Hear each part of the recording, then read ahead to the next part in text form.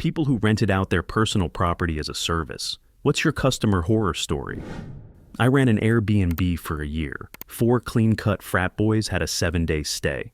When they checked out, I sent my usual, "Hope you enjoyed your trip" text, and they responded that the toilet hadn't been working during their stay. They could have told me this on day 1, on hour 1. Instead, they used the toilet for a full week. There was a mountain of poop. A mountain. A mountain. I took the toilet tank lid off. The chain had come loose. 4 men in their 20s didn't know how to attach the toilet tank chain. Forever and ever, for the rest of my life, I will feel smart, even though I'm the dummy who had to shovel poop mountain into contractor bags. Story 2. A murder. I live next door to an older couple that have a duplex, separated upstairs and downstairs, and they lease the downstairs to an Asian guy visiting through Airbnb. I had just finished cooking dinner at around 9 p.m. and was washing up with my music on, but I heard a faint scream. I turned the music off and thought nothing of it. A few minutes later, I heard another scream. This one was one of the most piercing, horrifying screams I've ever heard. I open my windows as I hear voices coming from next door. A few minutes later, I hear people asking, "Where did he go? What was he wearing?" It was the police. The Airbnb guest invited a woman over, not sure if they knew each other, but ended up offing her. The second scream was the couple who leased their home discovering the attack. The police tried to track down the guy who attacked the lady the next day. I got interviewed by the news in the morning and provided my recall of events. I went to work the next day and kept checking the news. They eventually found the guy at around 3 p.m. They found him eating toast in the same house he attacked the lady. I came home and the reporters were still there, so I asked them, how did he manage to get back in the house when they were there the whole day? They said he never left. They went to get a shot of the scene, and as they approached, they found the guy inside, eating toast, like nothing had happened. Police came and they arrested him in the house, filming his undoing all the while. Story 3. Oh God. Of all the horror stories I could tell, this is definitely my favorite. I work for a company that manages short-term vacation rentals. We've got apartments, homes, mother-in-law units, etc. spread around my city. Some are really nice, some are really crappy. This one homeowner signed on with our program over the summer and had planned to rent his whole home while he was out of the country, along with a mother-in-law unit he had attached. And then, when he moved back in after his trip, he would continue renting the mother-in-law with us. The location of this home was pretty bad, and the home itself hadn't really been updated since the 70s, but it had this amazing backyard that overlooked a lake, had a basketball court, pool table, amazing BBQ setup, outdoor TV, etc. That was the highlight of this home, so naturally it rented pretty well despite the location. Problem with this house, aside from the location, was that the next door neighbor was not a fan of the homeowner renting it out to short-term renters and would call our 24-hour customer service line every time there was a guest to complain about noise. 8 p.m. at night and 3 people are sitting around talking at a normal level and drinking a few beers? No. We'd get the call and then have to send security to tell the guest to take it indoors. It got to the point that we had to pre-arrange security visits 4 times a night each time there were guests, put signage all over the inside and outside of the home, stating no one is allowed to be on the patio after 10 p.m., etc. He made our life a living hell every single weekend this summer. Finally, the homeowner got fed up with the complaints, which finally reached the city, who discovered his mother-in-law unit wasn't so legal, oops, and decided to off-board from our program completely. He came back from his vacation early, but he had one last reservation in the main home, so he decided to stay in the mother-in-law until the last guest checked out. Huge mistake. The first night of the reservation, the owner calls our 800 number and says that the guest is having a bachelor party with lots of people being obnoxious, possible dancers, people walking on the roof, smoking, etc.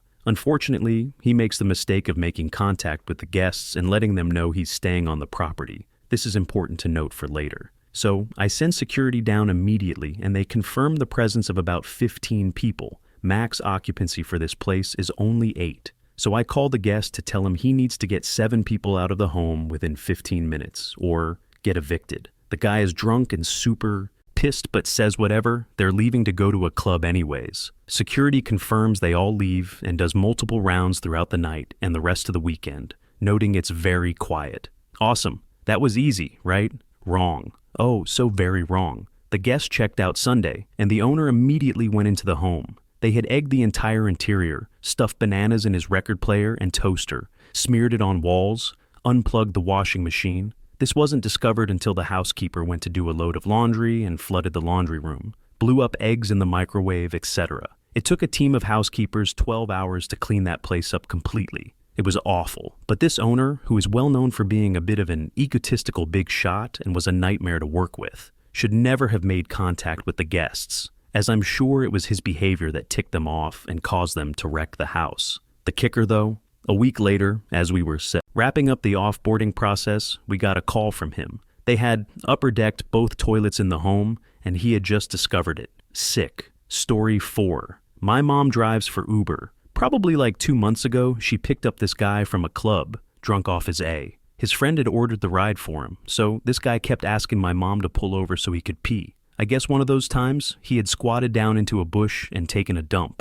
He came back to the car with mess on his clothes, got it on the seats and on the backs of the front seats. Oh, and he peed his pants in the car. My mom made sure he made it home safe, but his friend got a surprise $150 charge for cleaning. She's only been driving for around 6 months, but this is just one of many stories. People have puked, spit all over her floor, tried not to pay, attempted to solicit physical relations, etc. Edit, so that I don't have to answer this 87 more times in the replies. Yes, most. Places don't have the cash trip option, but Uber is testing it in certain areas. These girls chose the cash trip option, then tried to claim they thought it was already paid for when they got to their destination. Right after that instance, she opted out of cash trips.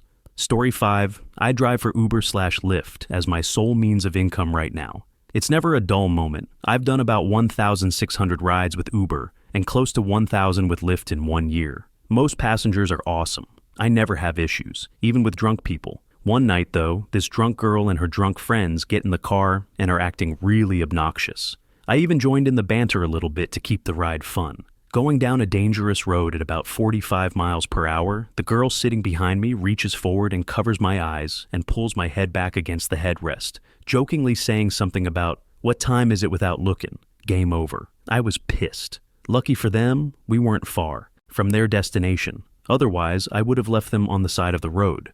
I pulled over after dropping them off and left a lengthy complaint with Lyft about a dangerous passenger. Story 6. I missed this, but when I drove Uber, I picked up 5 dudes who were going bar hopping. The guy sitting in the middle center seat is barely keeping his head up, but we got a party redeposit bin in the back, so we're good. No, we're not. The smell hits me about 5 minutes out from the bar. His friends immediately diagnosed the issue. Lucas, damn, again? Lucas had explosively made a mess in his pants. We suffered together the final stanky 3 blocks, and I dropped them off. They pulled their buddy out, and everyone walked into the bar, seemingly unfazed. Filed the cleaning, quit Uber the next week. Story 7. I used to drive for Uber/Lyft. Had some bad ones, usually the very drunk. But for the most part, everything was great and went very smoothly. My horror story came from a ride I gave off the books, as it were. Pulled up to the pickup location, girl comes out, the one who ordered the ride, and explains she ordered it for her friend. The card connected to the account has no money on it, but she offers me $20 for the ride in cash. Whatever, I needed the money, and the spot she said her friend needed to go was relatively close. Would have been well under $20 if it was charged through the app. I agree, and she signals to this very tall guy who walks down from the porch. Red flags were already going off. This guy gets in the back, and we take off. I consider myself a pretty social and outgoing person, and soon into the ride, this guy and I are talking about all sorts of things from basketball to movies, as well as our disdain for traffic in the large city we live in. 5 minutes or so of this, and he brings up his love for firearms. Next red flag, asks if I own any. I don't and inform him as such. He then proceeds to pull out 2 handguns from his backpack, explaining how he just picked them up the other day and loves them. Even flashes them to me in the rearview mirror. I'm fully freaking out internally, but keep my cool as we're nearing the destination. As we pull up to this guy's house, he explains that he is a drug dealer and that he really enjoyed our conversation and thinks I'd make a great driver for him as he makes his drops. I explain that I'm not interested, but thank him for the compliment. Unfortunately, he was fairly insistent I start working for him and would not exit the car until I gave him my phone number. He somehow bought the fake number I gave him and told me he'd call me soon. As soon as he was out of my car, I took off. That was one of the last nights I drove for Uber/Lyft. If the number I randomly gave out actually belongs to anyone, I apologize if you got a late-night call from Tim. Story 8. Picked up a guy in Hollywood at 1 a.m. who wanted a lift to the valley. I became increasingly concerned as we drove up into the hills. He told me to turn into a completely dark nature reserve. He explained that his girlfriend was a land use manager for the park and he was going to stay with her overnight. We drove through the dark, winding roads of Fryman Canyon, and I honestly thought he was going to off me. There was also a car following us. Turned out, he was right. His girlfriend did live out there, and I wasn't harassed at all. The car following us was a park ranger wondering what the heck I was doing out there so late. Story 9.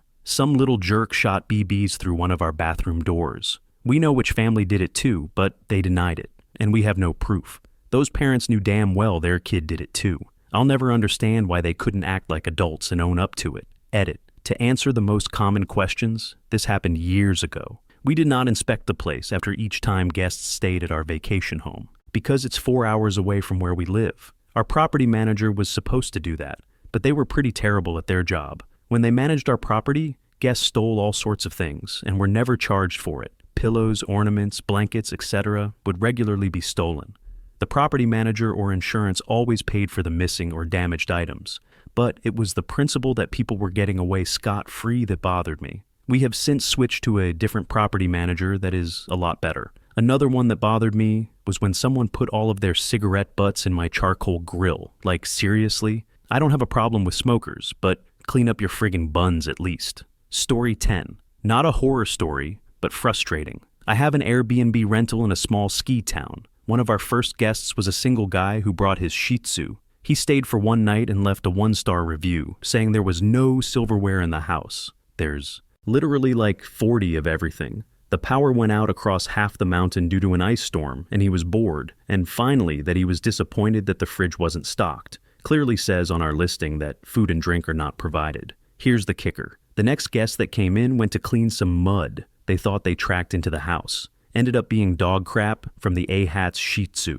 Edit. Of course I have a cleaning crew come in between the reservations. I'm not some kind of savage. My rental office coordinates that, since they have a set of the house keys, and it's just way too convenient to try to find another service. They charge us $60, we disclose that, and charge it to our renters. We rarely have complaints. Some people are just a-holes and expect white glove service. Story 11. I rent out a rustic cabin on my property. The setting is really nice and serene beside a creek, and there's a cedar sauna on the property as well. But the cabin is small. There's a queen bed in the loft and a double futon on the main floor, and its dimensions are roughly 12 feet by 10 feet. So I tell people the max is 4 people per night. Well, this young guy messages me and asks if they can have 7, promises they will be really respectful and clean. And I work with someone the guy knows, so I cave. They left the place kinda clean, but burned a hole in the hardwood floor and broke the handle off the sliding glass door. Turns out, with that many people cooking, etc.,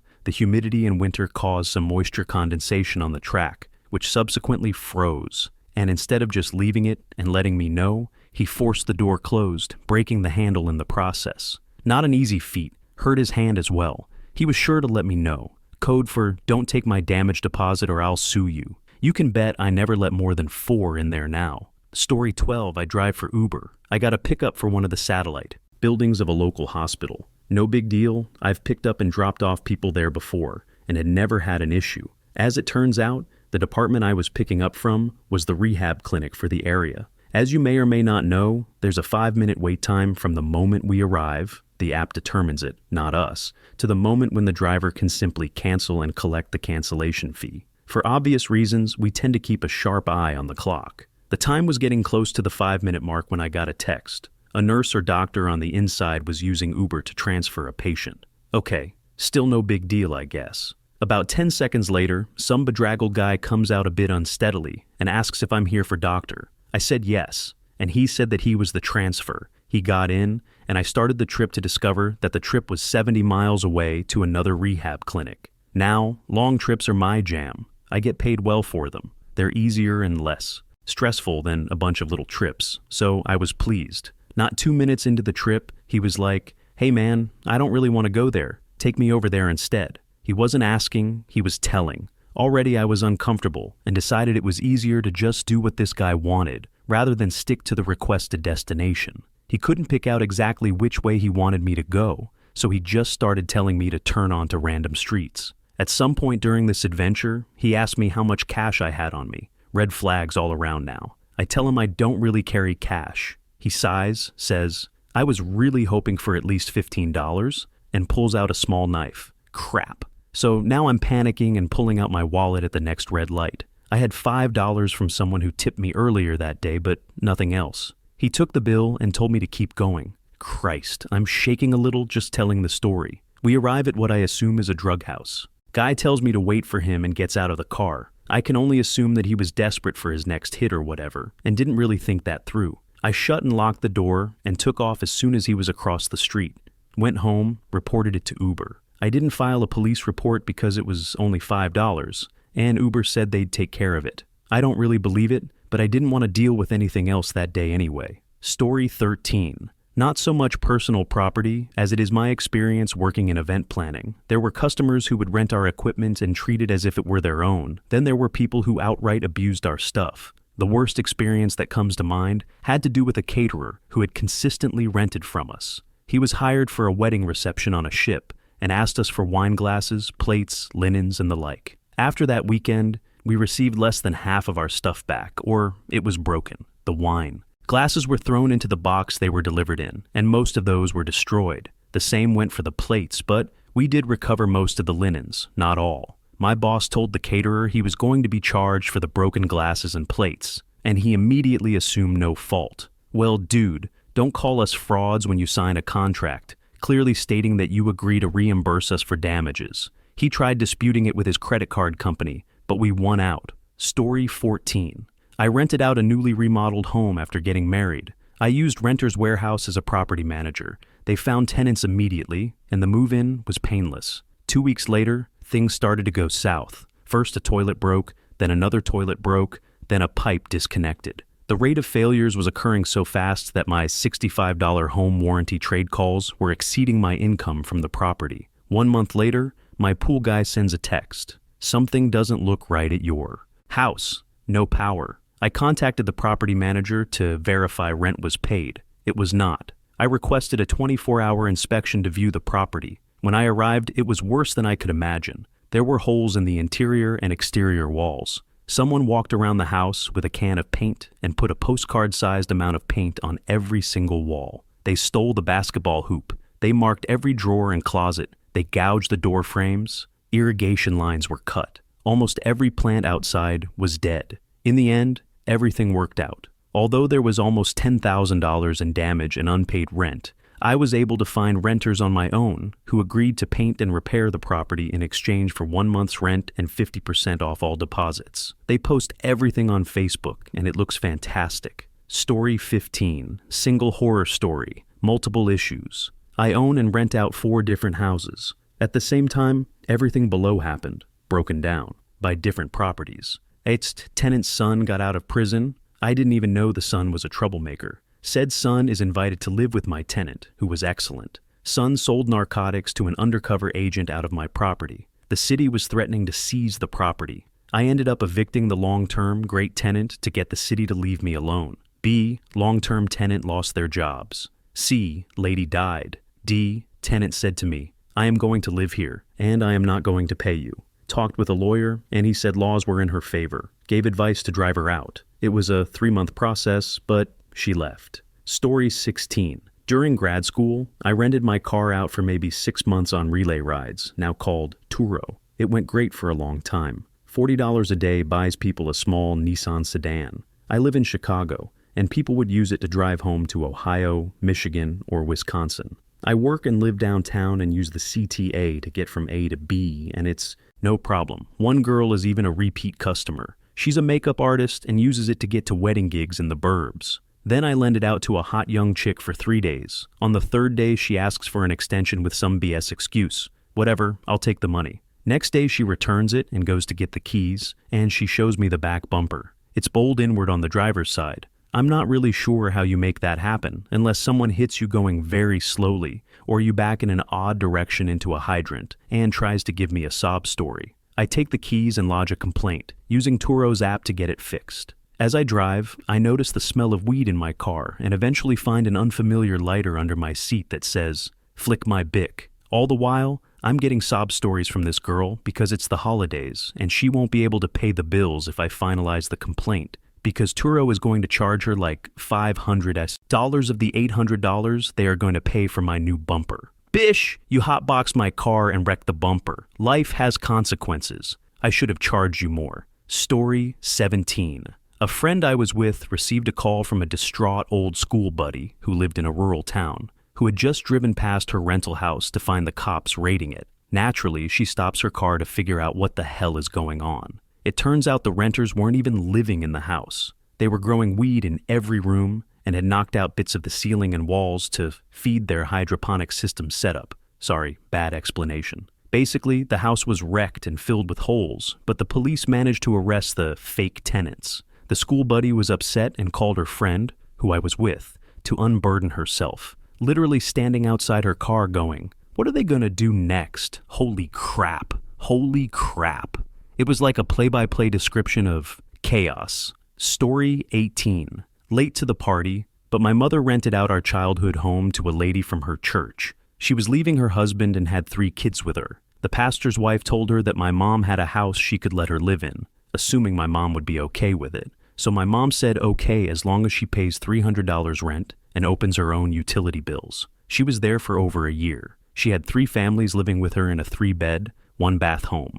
Throughout the whole year, this woman trashed my mom's house, never paid her, and left bad-mouthing my mom to the whole church. The day they moved out, I happened to move in with my husband. We walked in and started freaking out, told the lady off, and told them they needed to be out that day or we would call the cops. Turns out they weren't citizens, so it was a whole mess. Well, thanks to this, my mom is not as gullible and doesn't do any favors for anyone. It's been 5 years, and we're still trying to get this house back to normal. I just want her to sell it and come live with my husband and me. Story 19. My girlfriend and I rented out an Airbnb on our road trip through California. We opted for a cheap option with a new host who had no reviews because, well, money was tight. It also happened to be a private room in a shared house. We were in contact with the host the day of and let her know that we would be there at the agreed check-in time, and we were told there would be a key under the mat and she would be there to greet us, show us our room, and so on.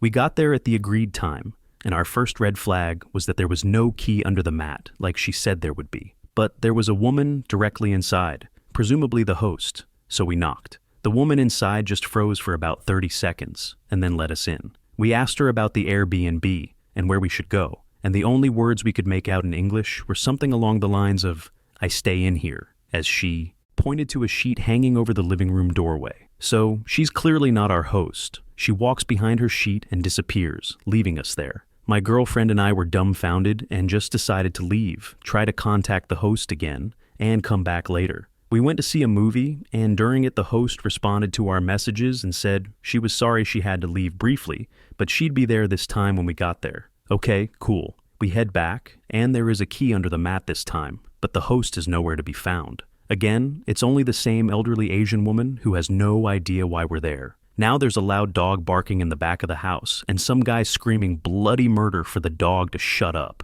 We had no idea what was going on or where we were supposed to stay, and we were creeped the hell out. We decided to leave and just give up on it. We spent an hour on the phone with Airbnb and got our $50 back. Then spent another hour searching for last-minute motels at 9 p.m., all at $300 or above. That was a crappy intro to California. Story 20. I used to drive for my university's free sober ride service for students. It was generally a good time because of how overly grateful drunk people are for a free ride. One day I picked up this kid who was so belligerent. He looked like he was going to puke, so I offered him a trash bag. He threw it in my face and yelled at his friend, taking him home the whole ride. At this point, I was really annoyed because he threw the bag in my face when I was trying to be nice. Once we got to their destination, he decided to lay down behind the car and throw a temper tantrum at his friend. It was a dead end, so my only option was to reverse out of the area. Per our rules, we weren't allowed to get out of the vehicle or have physical contact with the patrons.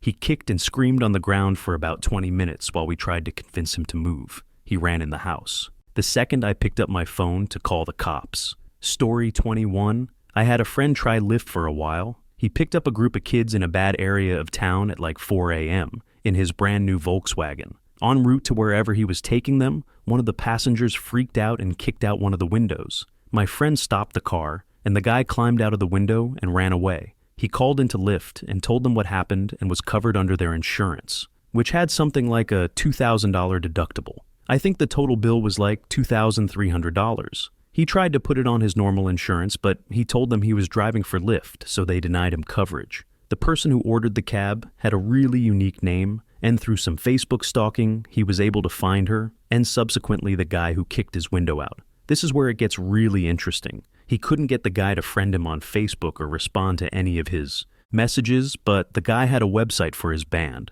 and he didn't pay for DNS guard. My friend was able to get all of his contact info that way and texted him that he needed to pay up, or he was going to press charges. The guy kinda yanked him around for a little bit, but eventually paid. Even tried to skimp out at the end and skip a couple of payments. They worked out a plan because the dude had very little money. And my friend just texted him a picture of the court docs saying he would file if he was more than 24 hours late on payments. Surprisingly enough, he actually got 100% of what it cost him to fix his car back. He hasn't driven for Lyft since. Story 22. Obligatory not me, but my mother. She rents out her big beautiful house and her tenants grew weed in the attic. Ruined the attic, broke open the meter, which is illegal over here and you get huge fines. Got caught, had a long talk with her. She decided to give them another chance, and they did it again. Second time they got caught, city almost closed her house for 6 months. Would mean no rent, would mean my mom going broke, living in a tiny house on welfare herself. They trashed the property, not just a mess, but broke a lot of it too, and disappeared completely. They left a huge mess in big parts of the house that was beautiful, well kept, good neighborhood, you get the picture, were ruined.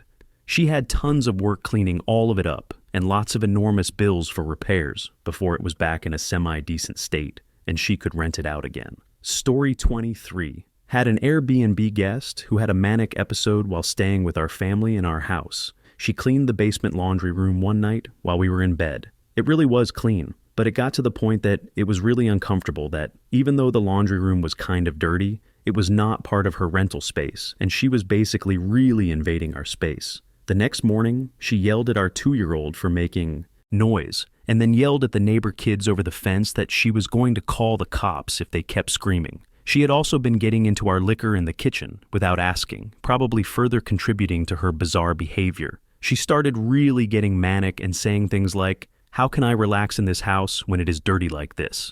Our house is not spotless, but we have had dozens of guests, and it is not intolerably messy. We decided that we needed to ask her to leave because her behavior became so erratic that we were afraid that she would set the house on fire, accidentally or something. Airbnb was like almost no help in the situation, and finally they did agree to find her a place after many, many calls. It did not help that even though she agreed that perhaps we were not a good fit for her, and she would maybe be more comfortable elsewhere, she would not take their calls because she was trying to stay. When she finally left at midnight, the poor Uber guy had to wait like 15 minutes while she loaded her abnormally large amount of stuff she had with her. Turns out that she was from the same city, and her boyfriend of 10 years had thrown her out of her apartment, and she was basically on the fringe of being homeless. Airbnb only counted it as a regular dispute, and we refunded half her stay cost, even though she was a day longer. I get that it was a contractual thing, but under the circumstances, I would have been a little more impressed had they eaten the cost on that one,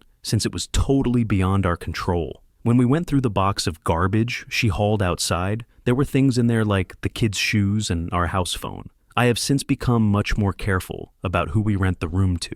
Story 24. My mother-in-law has rental properties. We have a lot of bad tenants and a lot of good ones. The tenants that stand out, though, were a young teenage couple that got pregnant in high school. Family disowned them, and they had dropped out of school, working minimum wage jobs with a baby on the way. My mother-in-law rented to them because she was a new landlady, didn't know the risks, and felt pity for them. Plus, their grandma was their guarantor. So, the usual, never paid bills on time. We always had to bug the grandma for unpaid rent. They only paid bills when the hydro company threatened to cut off their water and electricity. Then they had another baby while still not getting their act together. But the thing that really got me mad was when they didn't pay their rent for 3 months, eviction in progress. And out of nowhere, the grandma leaves a voicemail stating, The rats have gotten into the stove again. They made a nest and ate their way into the fridge. The living conditions are unacceptable for children to live in, and we have no choice to report to the landlord and tenant board, police, etc., etc. First off, we didn't know why she said again when this was the first time. We've ever heard of a rat problem. Then they tried to blame us for being negligent landlords for not fixing a problem that we were not made aware of. However, my biggest issue with the whole thing was regarding the well-being of those two children. How could these idiot parents with a grandma that frigging enables their crappy behavior be allowed to parent? I wanted to report them to CPS so bad. I can only imagine how long they were eating rat-contaminated food. They can't frigging afford $600 per month rent for a semi-detached. It's cheaper than government-subsidized housing in that area. My mother-in-law really messed that one up. It took 6 months to kick them out, plus had to buy a new fridge and stove. Story 25. I was doing a DoorDash run once. A customer ordered a huge order for his group, $200 plus worth of food. As you can imagine, the restaurant took a bit of time to get all of it ready on such short notice. Finally, after 30 minutes, I was on the road with the food. I arrived 10 minutes later. Delivery was at a park, some family gathering or something, and asked the customer if I could get some help unloading all the stuff from my car. In front of about 30 people, the guy started unloading profanity-laden angry insults about how late I was. This went on for about 3 minutes straight before one of the party members told him to shut the hell up. The guy that stepped in then helped me with the stuff, all the while apologizing for the first guy's behavior. When I was done and about ready to leave, he handed me a $50 bill as a side tip, on top of the already $25 I'd be making from this order. A really nice gesture, but I still reported the first guy and got his account suspended for that crap. Story 26. I have a small home near a nice beach in Australia. In the early days of Airbnb, I planned to meet guests in person, to welcome them in, but also to make sure the house wasn't going to get used as a massive party house. We made it clear in the terms that there was a limit of 7 guests, and neighbors didn't want big crowds making lots of noise. For the very first booking, I met what seemed like 2 pleasant young Indian women who promised it was only going to be them and 4 other friends staying. All of Mumbai ended up in my house, specifically the jacuzzi, with lots of drunken karaoke until 4 a.m. Cops were called twice. Edit, I forgot to mention that one of the neighbors went over to see what the hell was going on. He got chatting to one of the people in the house who informed him that the girls on-sold the beds, lounges, and space on the ground for sleeping bags to everyone. They made a packet. Story 27. My girlfriend used to rent her apartment for Airbnb. The whole apartment could fit like 11 people. It's a pretty spacious apartment and located in a pretty isolated community. Once she got a request from a lady for a night of stay. Generally there is a 2-night minimum, but my girlfriend made an exception for the lady, and it was a deal. Next day, my girlfriend sent her cleaning lady for regular cleanup, and in an hour, she got a frantic call. We both drove to the apartment next day, and let's say what we saw was a scene alike, one right out of a crime drama set. Apartment was a mess. Weird smell everywhere. Couch was in shambles. One pillow was ripped apart, and the stuffing was all over the room. Living room wall had patches of what looked like bloody prints, as if someone put color on their body parts and rolled over them. Corner of the wall clearly had a chesticle imprinted on them, and someone clearly did it with body paint all over them. Also, we found patches of semen on carpet and a dead crow in dustbin. Clearly a Craigslist satanic S-party happened in our Airbnb. Story 28. I have a ski condo that I rent out on Airbnb. It's a 2-bedroom/2-bath, split-level condo with a separately owned studio apartment below my unit. By and large, it's been fine, but I've had a few minor issues, usually small enough to be covered by the damage deposit. However, last year I had the place rented over Thanksgiving to a group of international grad students. I get a call from the property manager at 6 a.m. on Friday morning. It had been a late night. I was hungover, not at all happy to be answering the phone. Turns out that at 2 a.m., one of the guys, a Japanese fellow with fairly poor English, decides he's going to take a bath. He plugs the tub in the top floor bedroom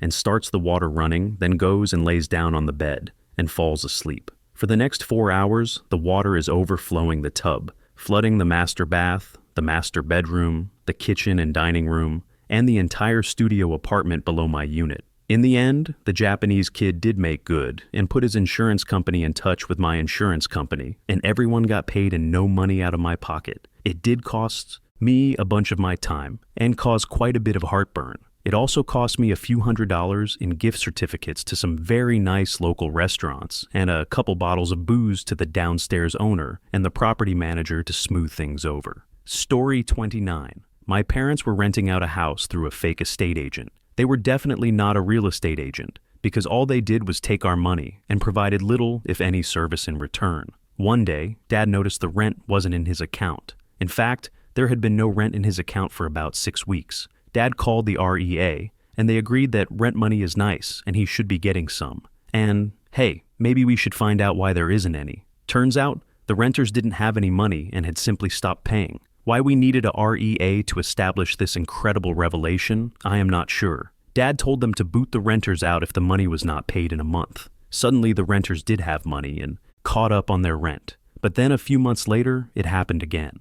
Again, the REA did nothing until requested. And this time, the story was that the family had moved elsewhere, leaving the teenage son living in the house, on his own. And he had decided that there was one leak in the roof, and that was why he wasn't paying rent. Dad booted out the tenants and also booted the real estate agent. He drove up to the house, about 9 to 10 hours away, with some tools to fix the roof and whatever else needed fixing. What he found was a house with a few bonus holes in the walls and windows, and squatters living underneath it, luckily not in it. Whilst he was there, several squatters walked up to the house, saw him, and silently turned and walked away. The mailbox had turned into a community mailbox crammed full of every dodgy D-bag's mail. On another note, before he had even finished fixing the house, it was sort of compulsorily acquired for a road-widening project. The house was picked up and moved elsewhere, and hopefully has nicer people in it now. On yet another note, hello to the good folks at Fox's Real Estate at Southport,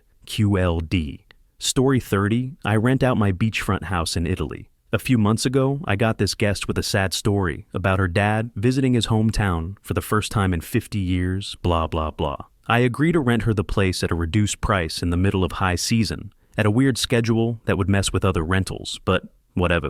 I rent it to her. Her profile picture shows this normal girl. Anyway, she arrives while I'm out of town for work, so a friend greets her. I spoke to her for the first 3 days asking how everything is. Great, no problem, thanks, is her constant response. Well, when she leaves on the 6th day, she leaves me a horrible 1-star review complaining about the following. Apparently, I left her with an unsavory local manager instead of being present myself. The bathrooms were too small. The internet. The bathrooms never worked. There are too many stairs. Well, you know what, Bish? I looked her up after this, and it turns out her Airbnb profile picture is a fake. She publicly posted photos of herself in my town, so I know I didn't have the wrong person. She's actually a very large woman. Not that I would otherwise care. So she was too big, my bathroom was not too small. Plus, I spoke to her daily, and she never mentioned anything wrong. Like, F off. Tell me if there's a problem. That's the whole frigging point of my calls. You think I want to talk to a stranger for no reason?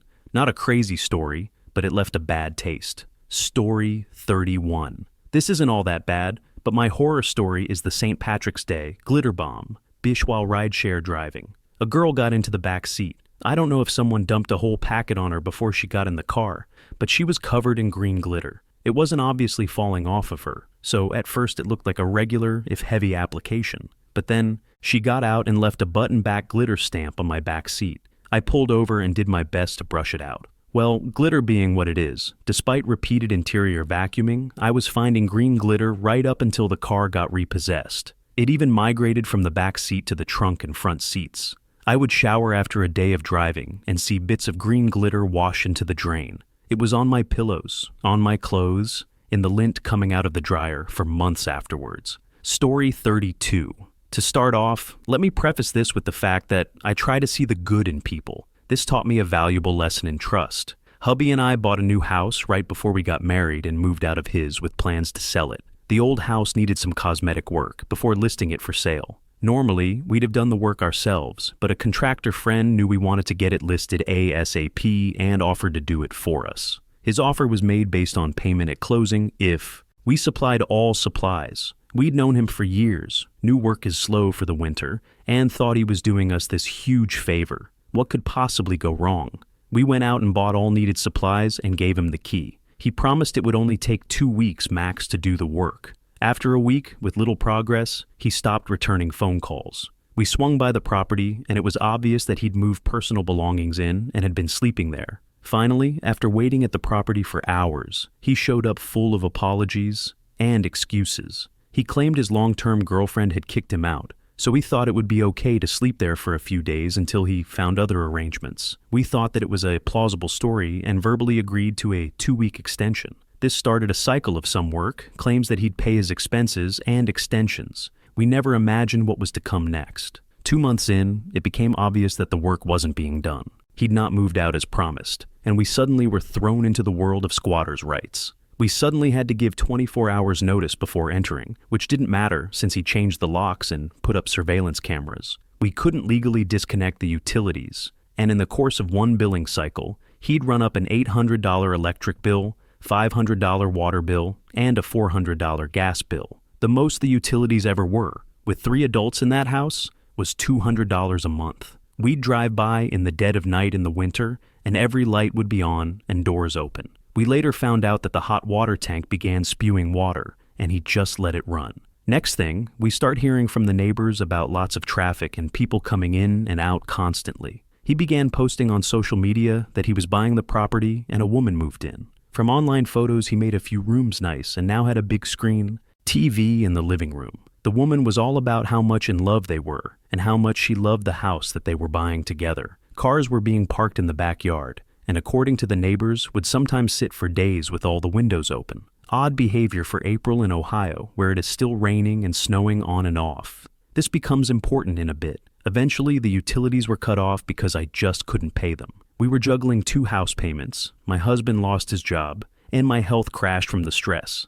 Any savings was quickly depleted, and we were now on a shoestring budget. He hooked everything back up illegally in the middle of the night. The utility companies came out twice each with meter locks, yet he knew how to bypass them. One day I drove by and found windows busted out of the garage and the house. Instead of fixing them, he put a piece of plywood over the window frame from the inside. The place had turned into a meth den, and he was a full-blown addict. We had no idea his past had included drug issues or that he had relapsed. He was in there another 2 months before we finally were able to get help filing an eviction. Since we had no experience renting, we didn't know the first thing about it. After getting the order, he waited till the last minute to be out. We were standing on the neighbor's property watching them load up a truck, since we couldn't legally go onto the property. While we stood there, he and his friends hurled obscenities. Not fun. Upon entering the house, we found that he'd trashed it by leaving holes in the walls. He took every bit of the supplies we bought, and several personal items that were still stored at the house. There was extensive water damage to the wall of the window he'd boarded up, as well as the finished basement from the water tank. We found that they were making drugs. They'd been making it in their cars, which was why the windows were down. You have to air out the vehicle, or it will smell and possibly alert police. They had not made it in the house, but had definitely smoked it in there. The insurance company was worthless, as they considered it being damaged by a renter, and wanted to break each problem into a separate claim, since there was no proof it all happened at once. We were in financial ruin as a result, with the utility bills, fees for illegal use of service, even though it was a squatter restoring services. In addition, he left a vehicle in the garage that was stripped down, with no engine, that we had to pay for removal of. It was only worth scrap value. After a few weeks of trying to figure out a plan, we had nothing to work with. We should have gotten $30,000 plus in positive equity from the sale. Instead, we let the bank foreclose on it. Story 33. My dad rented his house out to one of his employees and their family. Dad, mom, 2 kids. While he was working out of state, they destroyed it. Like, not even hyperbole, the inside went from beautiful to crack house quality in 6 months. Every door in the house was broken in and had at one point been kicked open. The bottoms of all the doors had been eaten by their dogs, who also tore the carpet up all over the house, let alone the piss stains everywhere. The walls had been seemingly gutted, holes punched everywhere. One room had a ton of bargain bin satanic crap scrawled on all the walls. The bathrooms had dried tampons hanging off the walls, dirty toilet paper piled up behind the toilets, broken sinks and mirrors. They stole all the appliances that they didn't break, so the microwave, dishwasher, oven, but left the fridge whose door they smashed until it couldn't close. The backyard, which I'd kept up for years, was a jungle, grass up to my belly button. The side of the house, about 35 feet by 8 feet, was piled with trash the whole way down, about 4 feet deep. There was more than an entire dumpster's worth of trash inside. The house. It was pretty horrifying, as that was the house I grew up in and the only house my family had ever been together in. And they destroyed it so thoroughly that we could not afford to repair it and wound up selling it off for, obviously, a fraction of what it would have been worth. Story 34. I was an Uber driver for a while in and around DC. I liked driving at night because there was no traffic and the trips were usually longer. For those who know the area, a new casino was recently built just outside of DC. One night, I got a request to pick someone up from the casino. Uber doesn't tell you where you're taking a passenger until you've picked them up and started the trip. When the guy got in and I started the ride, the map zoomed way out and showed an address in Ithaca, New York. Apparently, he had missed his flight because he was on a good streak and didn't want to leave the table. Naturally, I freaked out because there was no way I was driving 7 hours. He then pulled out a stack of his winnings and told me that if I did it, he'd give me $1,500 on top of whatever the Uber fare was. I immediately changed my tune and agreed. I called out of work, called my mom and my girlfriend, and headed north. Story 35. Airbnb. I live in a ranch with a walkout basement. The basement is fully finished except for a 2-car garage that is also down there. The garage and a small laundry area are the only places I regularly use. There is a bathroom and a generously sized 1-bedroom apartment down there, separate entrance. There is a locking door at the top of my stairs that separates the spaces when I rent it out. I live very near one small college and a few minutes further from another slightly larger college. The majority of my rentals go to grad students coming for interviews, parents visiting or attending graduation, and occasionally people interviewing for faculty jobs. I wasn't as religious about locking that door that separates the downstairs from my living area as I should have. Frankly, I had no problem for the first 24 guests having access to my kitchen while they were there. These were mostly women who, rightly or not, are often seen as less likely to be offenders or criminals. Highly educated and of upper middle class standing. Want to use my Keurig? Sure, come on up. For graduation weekend, I could rent out that basement for $1,500, so I figured it was the least I could do. In retrospect, that was dangerous and dumb of me, especially since I have kids. All of that promptly ceased one graduation weekend. I had a single guest, a woman from NYC who came up for her daughter's graduation. She was a retired physician, had MD license plates and everything. Her daughter was graduating with a degree in special education. The hotels were full, and she was willing to pay my exorbitant rental fee. First day, no issues. She's there periodically, sometimes with her daughter, sometimes alone. She's out quite a bit, however. Second day, I hear her come into the kitchen while I'm in my home office. Then I hear some mumbling. So after a few minutes, I decide to go out and check things to make sure everything is on the up and up. She is sitting on my couch with my 6-year-old daughter on her lap, reading her a book. Cat is laying beside her. Okay, stranger touching my kid. However innocently it may appear, not cool. So I stayed in the kitchen, which overlooks the area where they are. I basically just fussed around with stuff to try and look busy. Book ends, I tell my daughter she needs to go clean her room. She goes off, and I am trying very hard not to lay into this woman for crossing boundaries that I figured would have been fairly obvious. She's misty-eyed over her daughter being a grown-up, said daughter, not able to spend time with her on her last day there, because she wanted to hang out with her friends and go party it up one last time before she moved out. Daughter also had a job offer straight out of school in Albany and would not be returning to NYC with mom. I get it. It's still kind of weird to go seating other people's kids on your lap without their parents' knowledge. Lesson learned, fortunately, before anything happened. I let myself get too comfortable with strangers in my house, and I realized at that moment what terrible risks I was taking. So I started locking the door, and I built a kitchenette in the downstairs apartment. Nothing fancy. Apartment-sized fridge, a piece of counter and a microwave, toaster oven, and a coffee pot stocked with a variety of K-cups. I've also laid out some house rules about my kids not interacting with guests when they are here, unless my wife or I are present, and ensuring that we are, in fact, always within eye or earshot of our kids when guests are on the premises. The plus side, aside from the obvious safety issues, is that it prompted us to think of our Airbnb work more as a business instead of the few extra bucks we make. We keep a separate account for the Airbnb space, we track expenses more, we itemize those expenses on our taxes, we reworked our insurance to ensure it was appropriate for what we were doing, and we rethought the overall layout and how we branded it. I'm just glad that the jolt of reality came before anything serious happened to us or our kids. Just goes to show you that sometimes you make these little micro bad decisions without realizing them, and they can culminate in a truly scary screw-up down the road. Story 36. I was an Uber driver for about 1 year. Thankfully, I never had any real horror stories. I chose not to drive at night for the club or bar crowd so I could avoid drunks and the possibility of someone throwing up in my car. But I do have one odd, sad story. One night, I went out to the movies, and on my way home, I decided to turn on the app and maybe pick up a customer or two. I got a request from a nearby house. I knew the area, and the pickup was a fancy house in a gated community. The customer had to give me the gate code. The passenger turned out to be a teenage girl. She got into the back seat, and we took off. As I was driving, she was pretty quiet, texting the whole time. I could hear the notifications going off. She then got a call and answered it. It was her dad asking where she was. I guess he was home when she left. She told him she needed to get out and see friends, that she couldn't find him,